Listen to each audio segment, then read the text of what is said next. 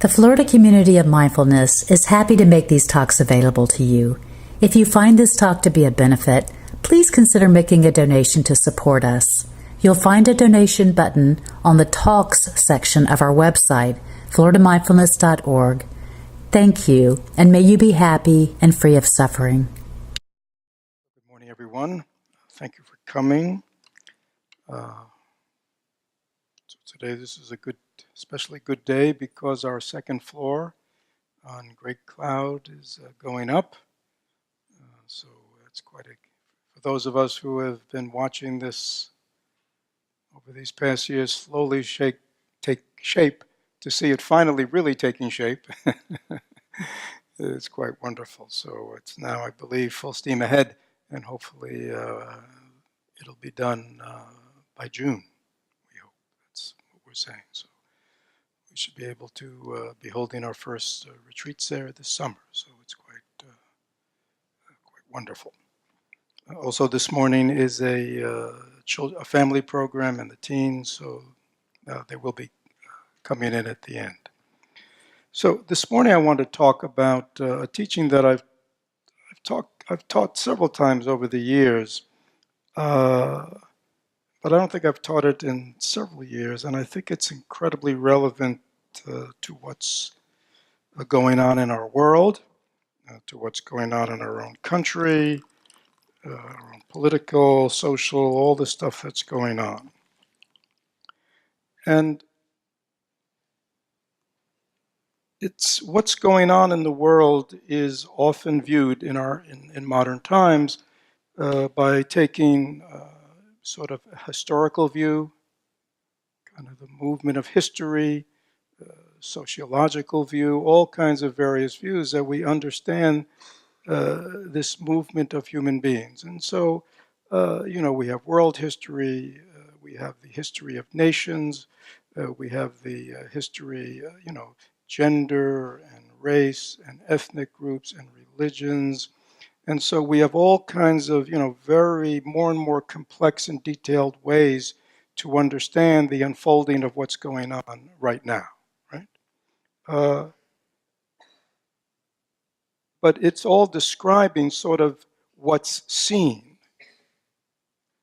History is just what's seen.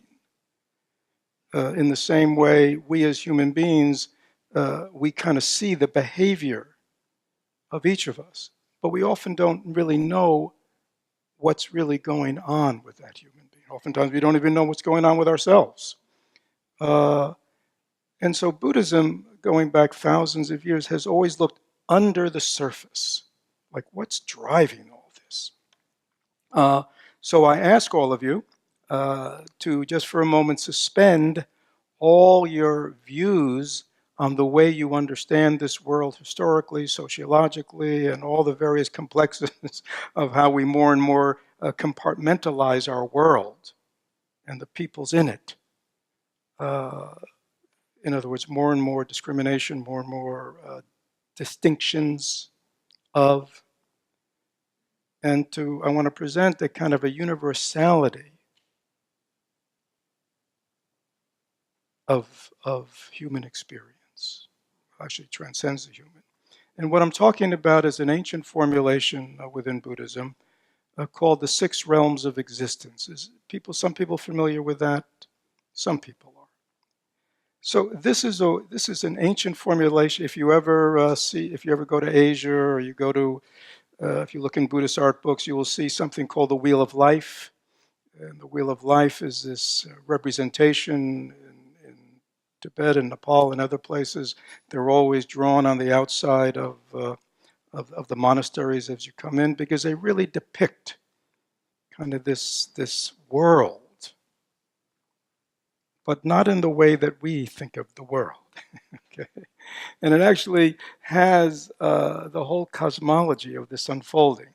But in sort of the center are these 6 divisions, these 6 realms, these 6, and they're drawings, so you can go look at them up.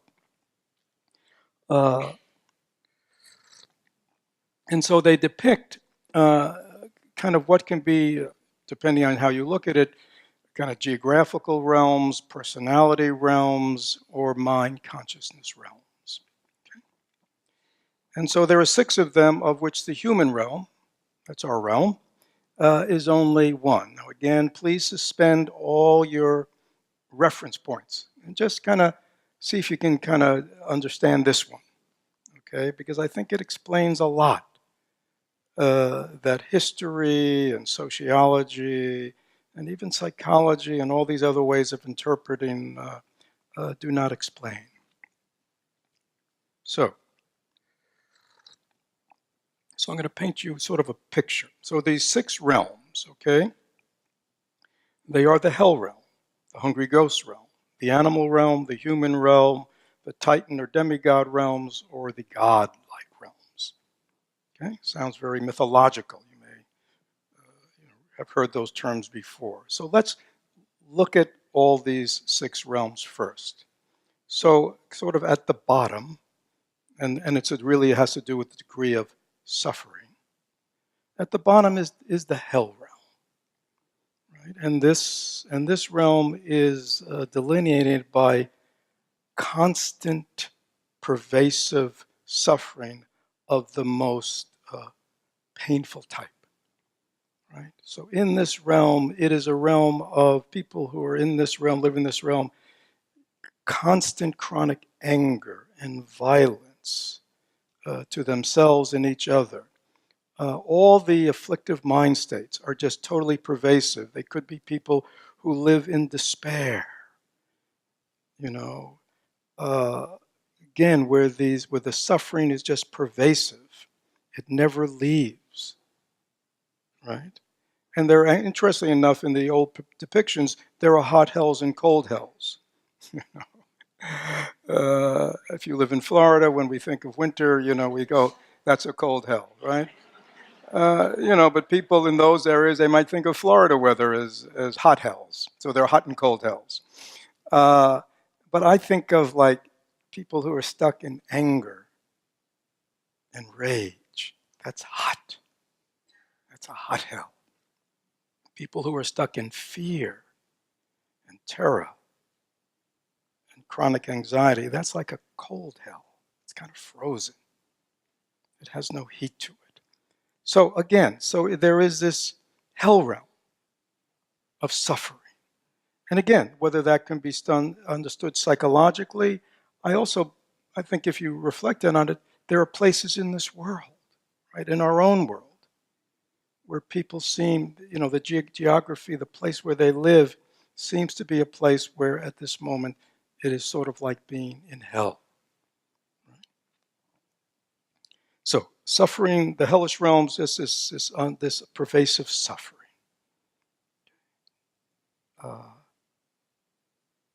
Of which there is no way out. It just day after day, year after year, life after life, it just continues. Now above them are these hungry ghosts, pretas. And these hungry ghosts are very interesting. They're depicted as having these incredibly big bellies, lots of room, right? And they have big mouths. So it sounds ideal for somebody who likes to consume. The problem is their throats are like bigger than a pin, like a very small straw. So no matter how much they eat, they never get satisfied. And so the hungry ghost or preta realm is this realm of yearning, wanting, needing, grasping, desiring, that are never satisfied. So the hungry ghosts, the pretas, live in a constant state of dissatisfaction, unhappiness, right? Because their appetites are gigantic. They want. That's all they do is want. And it never is satisfied. So you may be already putting things together. I mean, the depictions are quite, it's like, they see a fruit tree and they run after it, and it, and it disappears.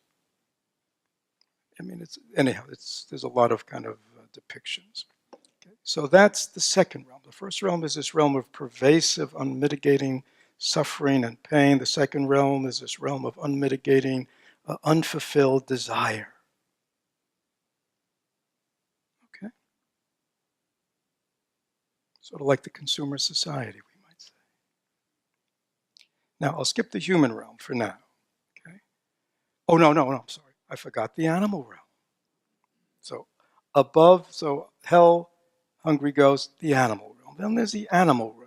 Now, people who love animals, don't take this personally. This is kind of an old formulation. But in this formulation, the life of an animal, and this was formulated thousands of years ago, and I think it's still relevant, the characteristic of this realm is fear.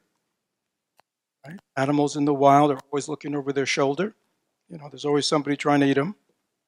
So they're never at rest. They're always looking around. They're always kind of skittish, right? So there's always that fear. But basically, their life is very primitive, right? They're concerned with primarily survival, right? Getting enough to eat and not getting eaten, right? So very basic life. And they're also concerned very much with what? Reproduction. If you ever, I saw 2 ducks the other day, Right? I was right there. I was so interested, I kind of walked up within 2 feet of them. Didn't stop. It was, it was all consuming. So, so animals are very much, it's a very basic life, right? Survival, reproduction, basic, right? And there are human, well, anyhow, we'll go into that. The other major characteristic of why the animal realm is a realm of suffering is animals, in most cases, do not have the capacity to reflect on their situation and do it differently. Birds are birds, and they do what they do. Squirrels are squirrels, jackals are jackals, lions are lions. They just kind of do it, right? And if things don't work, they can't, they don't have any ability to really reflect on their situation, and go, maybe we all ought to get together and we can kind of build shelters. You know what I mean? They don't have, see these people over here with this fire. Maybe we can invent. You know what I mean? They don't, in other words, and don't take this person, they are kind of dumb. But they're quite, they have their good characteristics. But as a realm, there is this suffering, right? They're always day after day after day getting enough to eat, getting enough to eat, getting enough to eat, and not getting eaten. And when they're in heat, reproducing. That sort of sums it up. Doesn't mean that they don't have other good times, but is that, so it's not, so that's what's going on in the animal realm. Now above them is the human realm. We'll just skip over that one. That's our realm. Above us, and this pay attention to, for those of you who read the newspapers or listen to the news, are the realm of the titans, the demigods. And what do you think they're all about? Power, glory, right? You know what they love? Competition. They love the battle. They love the fight. They love the fray. They love power, and they always, and the other characteristics is they are jealous and envious of everybody else. So they're always competing with everybody. They're always wanting to put people down. They are very aggressive, right? So Titans are always, they're always at it. They always want more, more, more, more. See, but as opposed to the ones in the lower realms, these people get it. You see? The hungry ghosts and the people lower down, they're always unsatisfied. These people get it. They get power. They get money. They get, they get all the things they want. But, it's always more because they're always jealous and envious, right? So they're always putting everybody else down and always trying to make themselves look better. Sound familiar? Okay. So those are people in the Titan realm, the Shura realm. Now, above them are the gods, the Devas. And they have a very good life. They have good health, they have wealth, they have beauty, right? And they live in sort of wonderful sensual life. They have beautiful things. They live in beautiful homes. They vacation in beautiful places, right? Their life is very beautiful. And it's all concerned with sensuality. They also have a lot of pride, quite proud of themselves and their beauty and their, sort of like Hollywood. You see, sort of like celebrity realm or just that kind of. So this is the top, right? Right. Now, the suffering of the other realms is sort of clearer what their suffering is. The suffering of the Deva realms is not so obvious, right? Because outwardly it looks pretty good. Like, who wouldn't want that life? The problem with the Deva realm and all their love of and they live a long time, thousands of years, healthy, beautiful, just enjoying things. But they also suffer from impermanence. So at some point they begin to age, right? At some point it begins to unravel. Actually, in the descriptions it says, one day, for the first time in their life, they smell something. And it's not like aromatherapy, it's not like a beautiful, it's not incense, it's not perfume, it's not roses, and they smell something. It doesn't smell good. They kind of freak out. And then you know what they realize? That it's them. They're beginning to deteriorate a little bit. And this really makes them suffer. And eventually they die, which is, so that's kind of the suffering of these higher realms. Now, let's come back to the human realm. Human realm, this is our realm. It's characterized by kind of desire. Human beings are always desiring something, right? You see, they're always wanting this, needing that, they're just kind of very busy desiring things.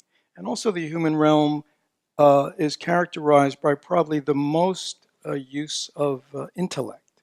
So we're able to think about things and discriminate things, and we're able to kind of, think about all the dissatisfactions in our life, right?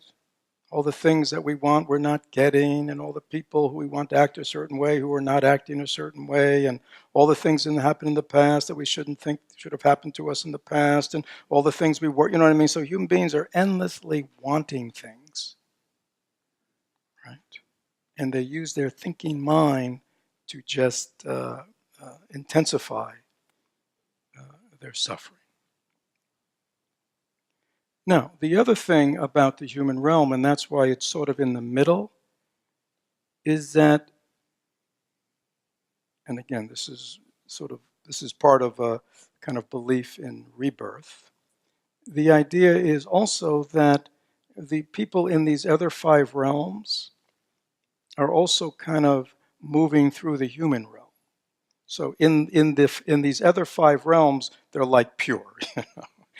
People here are just suffering the hellish existence. People here are just suffering the the hungry ghost. Here, people are just animalistic. They're animals. Here, they're just sure as fighting all the time and warring and competing and envious. And up here, they're just endlessly enjoying these heavenly realms.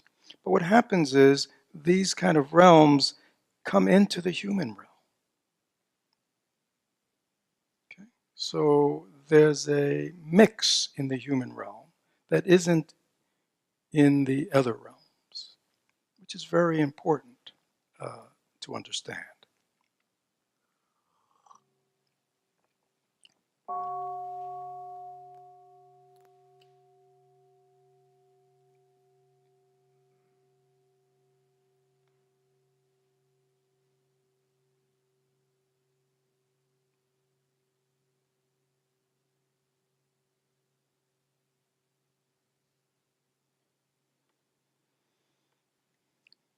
So again, like the other realms, the human realm has its own suffering. I mean, we don't live a long time. I mean, impermanence is a fact of life. We get sick, we age, we die in a very short span compared to other kinds of experiences. As well as, again, as I said earlier, we don't get what we want, and we often get what we don't want. And so we have our own particular suffering. But the great blessing, the great gift, and why in this understanding of the 6 realms, why the human realm is considered the best place to be born, is because human beings have this mind that has the capacity to reflect on its situation, which is not present in the other realms. The other realms, they're just caught. We might say they're caught in their karma. Hellish beings just endlessly suffer and don't see a way out.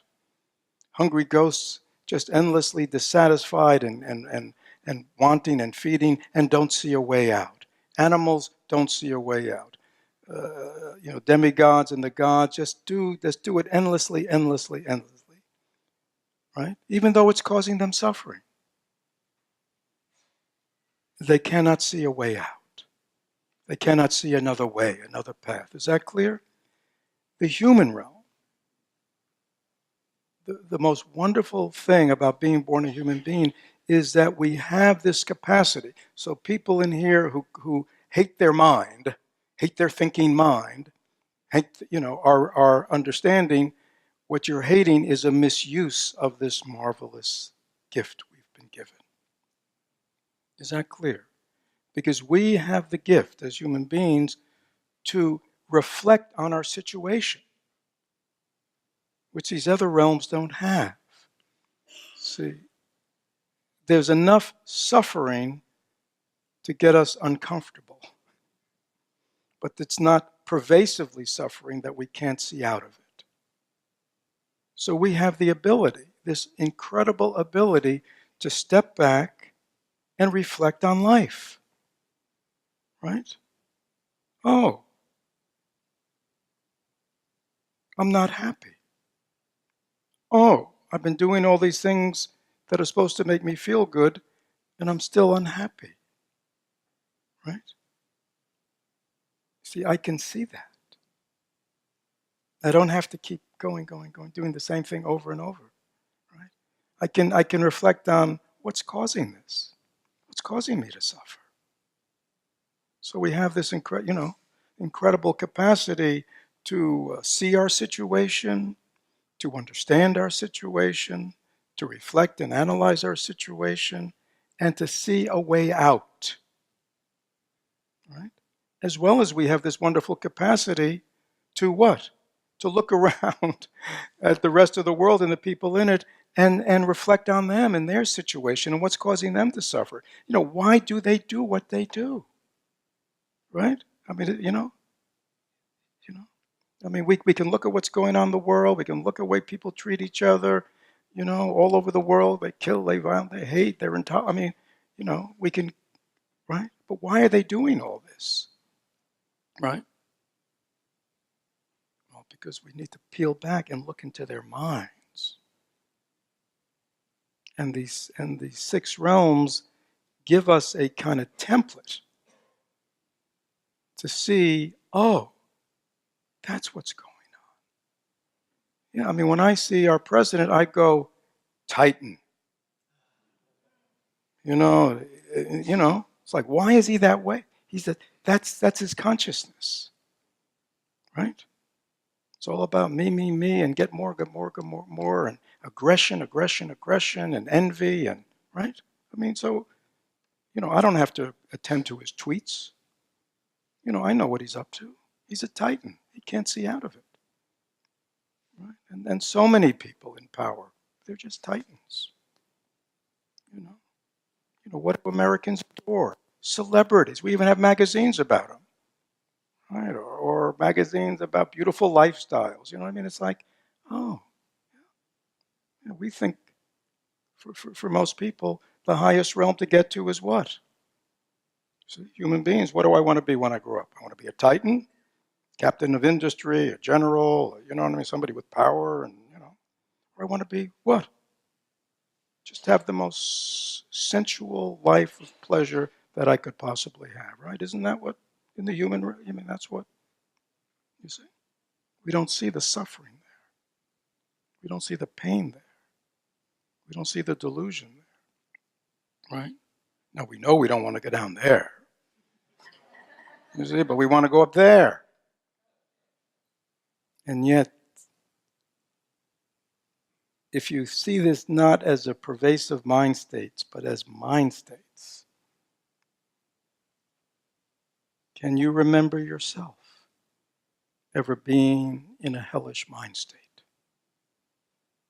Anger, or rage, or just overwhelming fear, or terror, or despair and sadness that was pervasive. And can we not look back and say, yeah, that's hellish. Do we not know other people, right? Maybe people that are close to us who are in hell, right? In their minds. Not only, but some people actually live in a state where they're in a world where that's the way people are with one another. Yeah. Can we not remember a time when we have just so wanted something?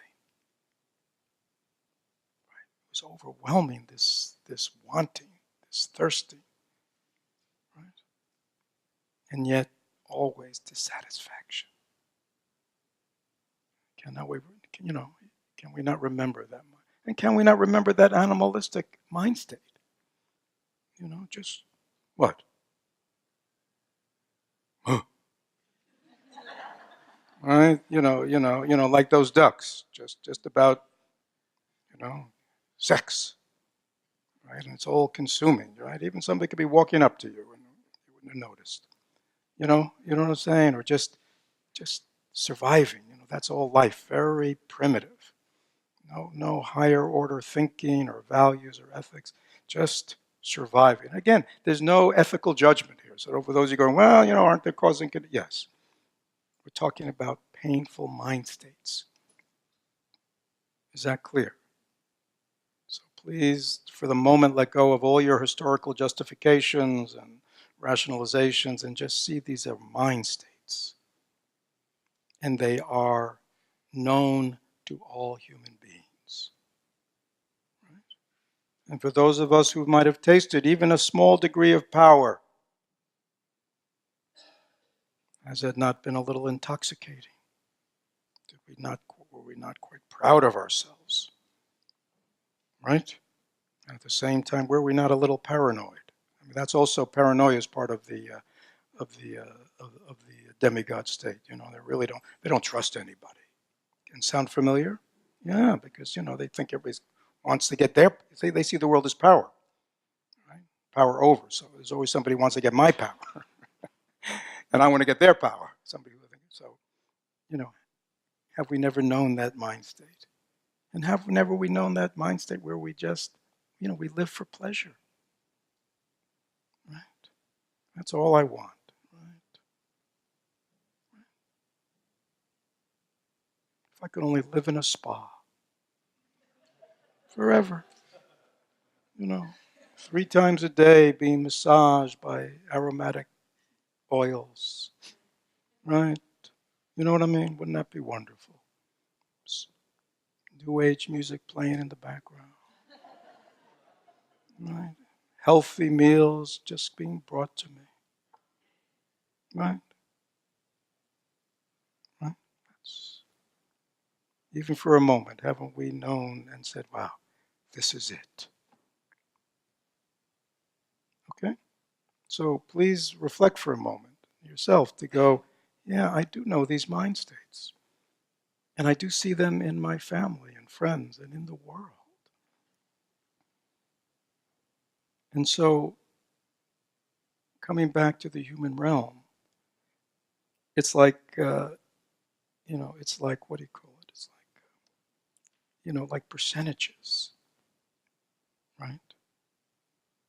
That if we can look at ourselves, we look at others, we look at ourselves in past and time, we see in this mix, right? Our minds may have a different mix at different times. You know, what is most predominant now?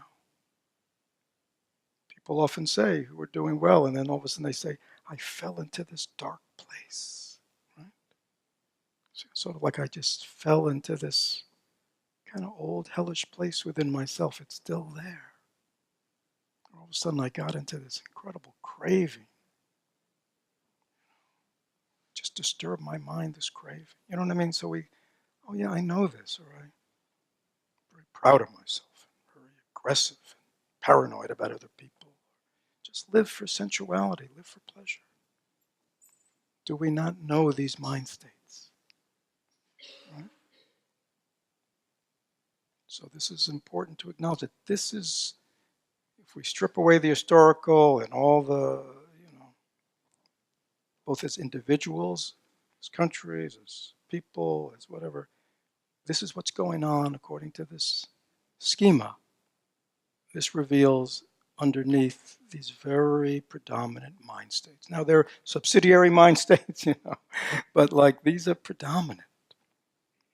And I think it's a very helpful way to understand ourselves and also to understand what's going on in the world. And why, even though we outwardly make changes, we make policy, we do laws, we do all this, fundamentally it doesn't change. Why not? Because the minds are still the same. Is that clear? We still have many, many beings in our human realm who are just, they live in hellish mind states. Doesn't mean we can't help them, but I mean that's where they are. They live in this place of endless greed and yearning and grasping. They live where they're just, it's a very basic kind of life. That's all they care about. Right? They can't see anything. People go, I can't believe these people voted for them because that person is not really going to represent their long-term needs. But they're not concerned with long-term needs. They're concerned with what? Right now. Right? I mean, that's kind of a certain kind of mind. It doesn't reflect. It doesn't think about it. It doesn't see cause and effect right now. Right? And when we get all upset, you see, we get angry. But, that's a mind state. It'll never change unless the mind state changes. And again, there are titans and there are demigods also in this world. Okay. So here we are as human beings. Right? We are the only ones capable of even having this conversation. This is not going on in the spas. Okay? Right? This is not going on in the halls of power. And this is not going on in the animal or the hungry ghost or the hell. This has the possibility of going on here because we have this mind that can reflect on the situation of the world and the situation of myself, right? And can see the capability of doing it differently. Do you see the gift? Oh, I as an individual right now can do things differently, right? And even we collectively as a human realm can do things differently, right? But we have to acknowledge, the suffering of what's going on and the way we're doing it is not working, and find another way. Okay? Is it getting a little stuffy in here? Maybe, yeah, why don't we put the air on? I think when we have a lot of people, it warms up. So before I talk about that other way, I want to leave a few minutes. Are there any questions about what's been presented? Yes.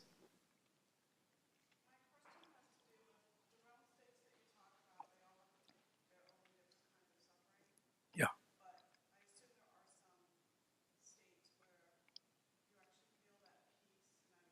Those are the four enlightened realms. Yeah. So actually there are 10 realms. Okay, but these are the ones that right, and we want to. This kind of helps us see what's going on now, right? So in the wheel, there are these pictorially, there are these enlightened realms, and there is a little. If you look on these, you'll see like a little thread kind of coming out of the middle. It's like a little path, and there's a Buddhist monk there, very tiny, and he's pointing in that direction. I mean, it's very interesting. And then it's kind of, you see this little stairway going in another direction. Yeah, so forgive me. Yeah, so yeah, don't, yeah, it could be pretty despairing. I understand. Yeah. Thank you for clarifying. Exactly, right. Right, there is another way, right, or else this could be depressing, right?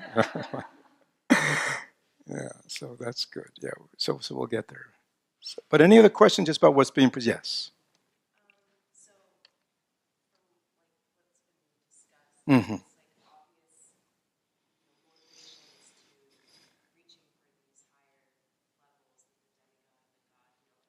You mean within the six realms? They're the ones that, in a worldly way, we aim for, or people aim for. Yeah.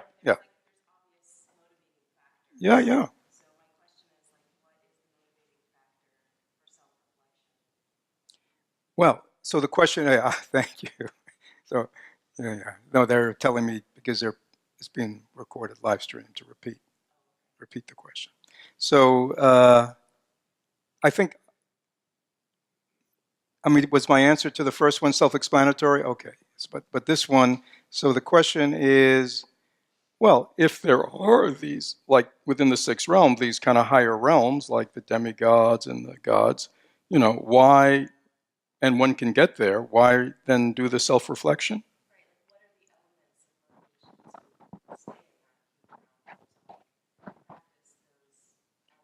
Yeah. There's only one motivation, really: suffering. Okay? There's only one motivation that really gets us off our butt, so to speak, and that is suffering, right? Our own suffering and the suffering of those around us, right? And the suffering of the world. I mean, to touch that and acknowledge that is the beginning of acknowledging that even though whatever I've done, right, it doesn't work. And the reason you reflect on the six realms is because those realms that appear, right? It's like, what do you want to be when you grow up? I want to be what? Rich. I want to be a celebrity. I want to be a star. I want to be, right? I want to be what? Right? See, the reflection on these six realms lets us see they're suffering too. They're suffering too. It's just It's just it's a nicer kind of suffering. Okay? Yeah. I mean, if you had a choice between being poor or being rich, from a worldly point of view, what? Yeah, it's certainly, it's kind of nicer to have, a 5,000 square foot home and your own private, you know what I mean? It's nicer. It's more comfortable, but those people are still suffering, right? This pulls, this teaching pulls off the outer coating so we see what's going on. The rich suffer and the poor suffer. Now, again, in a worldly way, is there a difference? Yes, of course. But the fundamental suffering is the same. Everybody dies. Doesn't matter how rich you are, how many homes you have, you're going to die. And you're going to have to leave it all, right? There's no way around that. And your body's going to get sick. And you're going to age, Doesn't matter how much plastic surgery you have or how much you dye your hair, you're still going to age, right? There's no getting around that. That's suffering. To know that no matter what you do, how much power, how much beauty, how much fame, how much wealth, it's all for naught. Right? Sometimes you leave it all behind. Right? And on the way there, right? Is our president a happy man? I look at those pictures, like when they sign bills and they're all lined up there. I go, what a group of unhappy men. Look at them. Right? Now, I know there are more women joining them now. I hope they start looking better. Because, so the reflection is to see, right? Yeah, that's all suffering. Right? That's the motivation. The motivation is the end of suffering. But again, remember we talked about there is that other path, there is the other way. That's the key point. Oh, there is another way. I can do life differently. The whole world can do life differently. We could create heaven on earth if we wanted to. Why don't we create heaven on earth? Because of the 6 realms, because of the mind states of people. It's all possible, right? People knock their heads. Why? Why is the world the way it is? Why can't we feed everybody? Why can't we house everybody, right? We have all the resources, right? Right? Got to peel back and see the minds of people. That's the real problem in this world. Yes.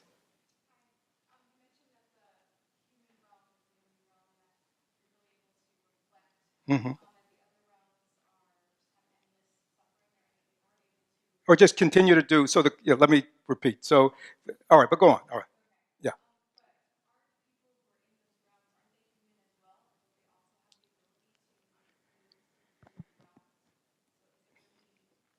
Well, again, don't forget, this is a schema, all right? So it's not subtle, okay? It's just kind of depicting. So the idea there is, okay, so the question is, do these people in these other 5 realms, is it only the human realm where you can get out, right, so to speak? Do the other realms not have the ability, right? Now, very interesting. The underlying message is no. Left to their own devices, they cannot see their way out. Anybody know that? Any know people like that? Right? You look at their suffering, you look at their lifestyle, you look at the way, and you just go, and people are also counseling them, right? Do it differently. You're just suffering. And what happens? They just stay doing it, right? Do you know people like that? Right? It's pervasive. They do not see another way. It's like an addict, right? Who's really in it. They do not see. Everybody else goes, well, there's you can just stop doing that and start doing that, right? And yet, doesn't even register. It's all pervasive, right? Is that clear? Now, your question is, left to their own devices, unless they develop their own, right, reflective abilities to see, Yeah, it will just continue. Now, there is hope. Because the interesting things in these depictions of the six realms, in each of these realms, a Buddha appears. A Buddha doesn't only appear in our realm. Okay? So there are beings who are willing to show up in hellish realms, to be with hellish beings. There are people who are willing to show up and be with the hungry ghosts and the prated people. There are people who are willing to show up in the animal realm. They're willing people to show up in the Deva realm and the demigod realm and point another way for them. Okay?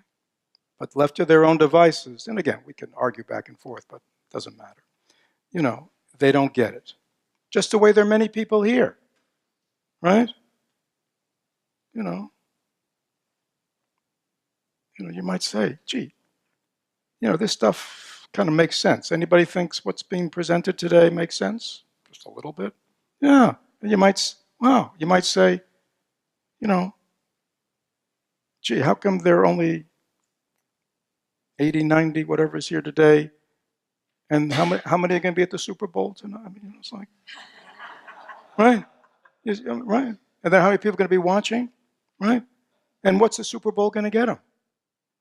A pleasurable experience, right? It's not going to make any significant difference in their life at all. But yet what? That's where everybody is today, right? Look. So what does that tell you? Most people, at this point in our country are not interested in this, are they? They're interested in what? As the Roman Empire said, what? Give them what? Give them bread and circuses. It hasn't changed. Most people, and I don't say that negatively, I say that with deep understanding. Most people, if they can have a full belly and they can be entertained, they go what? This is the life, right? Isn't that true? This is the life. It doesn't get better than this.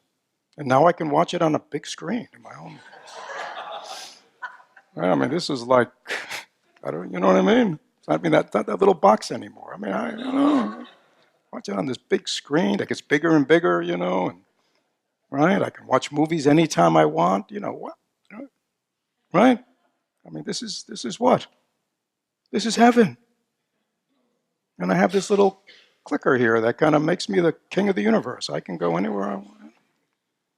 Right? You see? I mean, that's the nature of our world. And it's called the world of suffering. Again, not because there aren't pleasurable things. The Deva life is very pleasurable. The demigods, they amass their power and their wealth and their, right? They think they're happy, but they're suffering. You just attend to them. You just listen to them. Listen to the thing about our president, and I'm not in any way supportive of him, but I think the great gift he's given us, he has opened up to us the mind of a titan, right? I mean, he doesn't cover it up at all. Do you know what I mean? Competitive and angry and attacking. You know what I mean? It's like nonstop. I mean, I refuse to read his tweets, but I understand he tweets like at 4 a.m. I mean, he's like, there's a titan. There's no rest, is there? To get the mind state. It's a mind state. Whatever we think about the actions, where are the actions coming from? A mind state.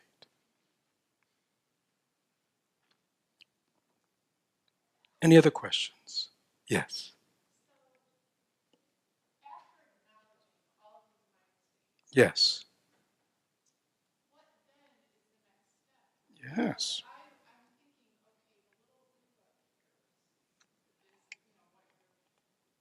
Mm-hmm.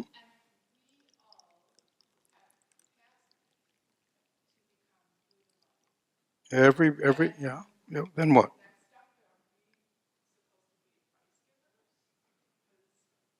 So the question is, so if we kind of accept this whole kind of analysis of what's going on, then what do we do next? Yeah, so there is another way, right? And we are fortunate that in our human realm, enlightened beings have appeared. And I'm not only saying the Buddha, right? Perhaps other great beings and have appeared, right?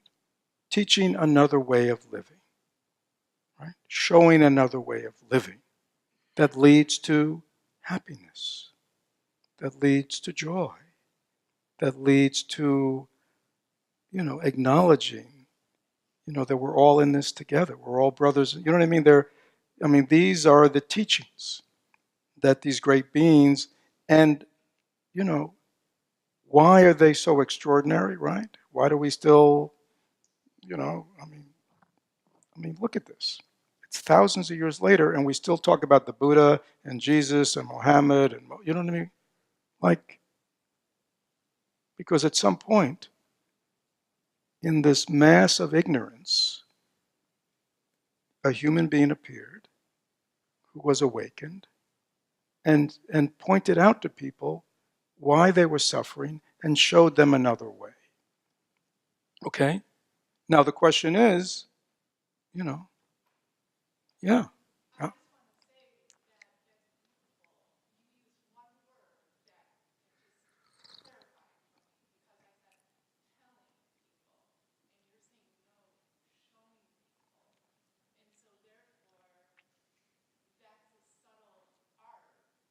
Well, but yeah, so let me just, yeah, so the question is it about telling people there's another way or showing people another way? Yeah, so this is not about evangelical, this is not about gaining converts. This is about telling and showing. I mean, that's the unique thing of Buddhism. Buddha is not just a propagandizer for the Buddha's way. The Buddha is an awakened being. I mean, the people, when he showed up, and I would imagine Jesus was the same, I don't know much really about, the other great leaders, you know, they were living it. It wasn't just their, I mean, if you look at their teaching, it's like, there are a lot of other people saying those things, right? The difference was with these great beings is what? Their being. There was something about their being that when they spoke these words, it moved people. Is that clear? Right? I mean, if you read Thich Nhat Hanh, the Dalai Lama, these great, it's like, it's not as if they're not saying things that, if 10,000 other Dharma teachers aren't saying, right? And the Buddhism hasn't taught, I mean, they have their own uniqueness, but it's their presence that they incarnate these principles in their own being. And I think so it's the showing by one's own life. I think that's most important. Right? And then if you can show it because you've used these teachings and practices to transform yourself, you have become a peaceful, calm, happy, open, spacious, compassionate, wise human being, right? As well as you have the capacity to help others, then that's, in Buddhism, that's called the bodhisattva. Someone who is awakened enough that they can lead other people out of suffering. See, not just put a Band-Aid on their suffering, right? Not just take care of one suffering like there's a list of 100 today. Well, it's like, gets to the root of it, right? It's like in medicine, you're no longer just treating the symptoms. You're getting at the cause. And what I'm presenting today is the cause.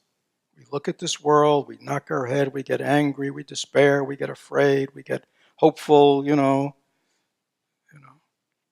Buddhism, we say those are the twins of this world, hope and fear, right?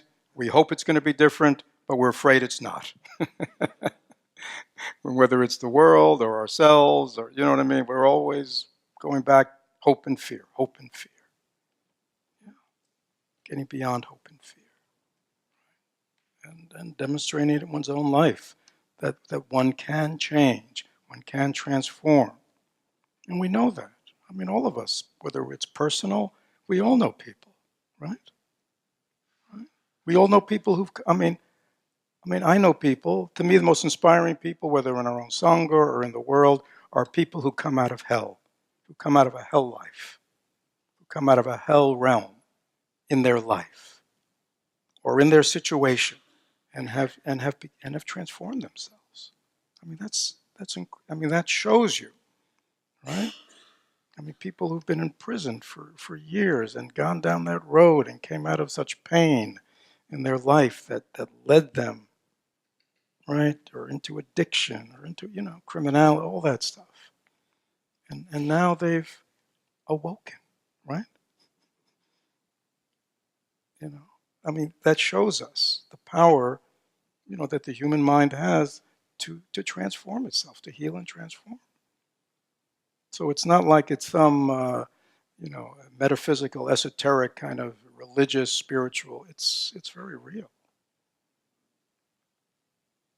And all of us have that capacity. I mean, when Nancy invited us to bow to the Buddha, the capacity within each of us to be awake.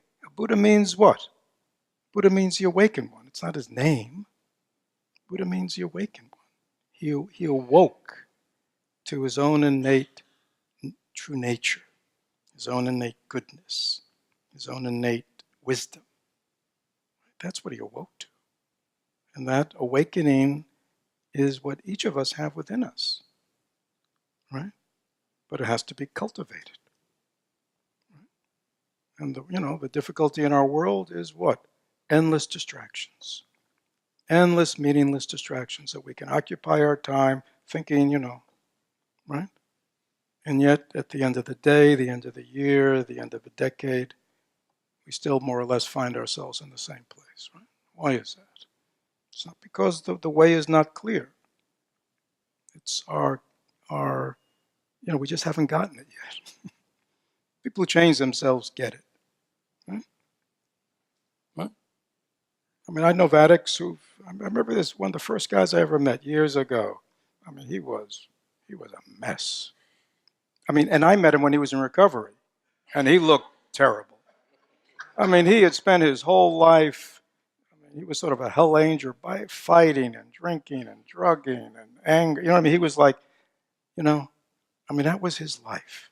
He told me about it. And he said one day, I think he was in his 40s. He had done this for, decades. He said he'd been in some bar, fight, he was drunk, the whole deal, that was like the usual, evening out for him, And he said he kind of stumbled into the bathroom or something.